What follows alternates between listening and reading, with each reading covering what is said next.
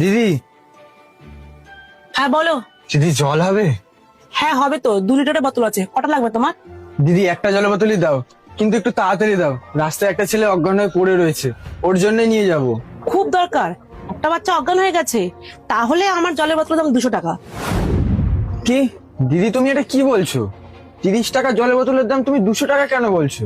দেখো ভাই, তুমি পড়েছো এখন বিপদে, তোমার তো এখন জলের খুব দরকার। আর এই আশেপাশে কোনো দোকান তুমি পাবে না, তাই আমার দোকান থেকে তোমাকে জল নিতে হলে 200 টাকা দিতে হবে। নিতে হলে নাও, না হলে নিতে হবে না। দিদি, রাস্তাতে যে ছেলেটা রয়েছে তাকে আমিও চিনি না, মানুষই মানুষের পাশে দাঁড়াচ্ছি, আর তুমি এই সুযোগের সদ্ব্যবহার করছো। জলটা দিয়ে দাও না দিদি। দেখো ভাই, তোমার অত কথা শুনে আমার কোনো লাভ নেই, তুমি 200 টাকা দাও আর জলটা নিয়ে যাও। দিদি, আমার কাছে 200 টাকা নেই, 100 টাকাই রয়েছে। জলটা দিয়ে দাও না, নাহলে ছেলেটা খুবই বিপদে পড়বে। দেখো ভাই, কে বিপদে পড়লো আমার দেখে লাভ নেই, তুমি এক হাতে 200 টাকা দাও আর এক হাতে জল নাও। সত্যি দিদি, তোমাকে যে আর কি বলবো। দিদি বললো আশেপাশে কোনো জায়গায় দোকান নেই, এবার কোথায় যে খুঁজবো। হ্যাঁ হ্যাঁ, যাও যাও, আশেপাশে কোথাও দোকান নেই, তোমাকে সে ঘুরে ফিরে আমার দোকানে আসতে হবে। শেট, আজ এই ব্যবসাটাই লস হয়ে গেল। দিদি, তুমি কাজটা কি ঠিক করলা? কেন ভাই, আমি আবার কি করলাম? কি তুমি জিজ্ঞাসা করছো তুমি কি করেছো? তুমি 30 টাকা জলের বোতল হয়তো 200 টাকা নিচ্ছ, ওই বেচারাটা বিপদে পড়েছে আর তুমি বিপদের সুযোগ নিচ্ছ।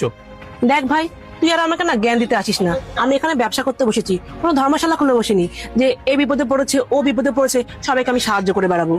দেখো দিদি, মানুষের বিপদ বলে কয়ে আসে না, আর সবসময় যে তোমার ব্যবসায় লাভ করতে হবে এর কোনো মানে নেই।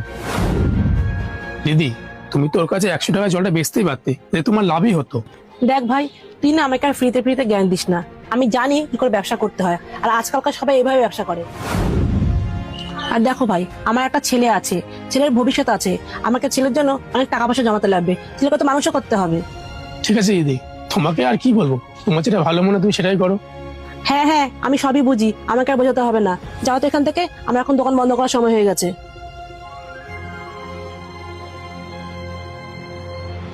এমনি দেরি হয়ে গেছে, তার মধ্যে যে পারছে সে এসে জ্ঞান দিয়ে যাচ্ছে। দোকান বন্ধ করে বাড়ি যাই। ভাই তুই চিন্তা করিস না, কিচ্ছু হবে না তোর, আমি আছি তো, ঠিক সুস্থ করে তুলবো তোকে। এই তো ভাই চলে গিয়েছি, একদমই চিন্তা করিস না। এ ভাই, দাঁড়া দাঁড়া দাঁড়া দাঁড়া, এটা তো আমার ছেলে, ওকে তুমি কোথায় পেলে? আর দিদি এই তো রাস্তায় অজ্ঞান হয়ে পড়েছিল,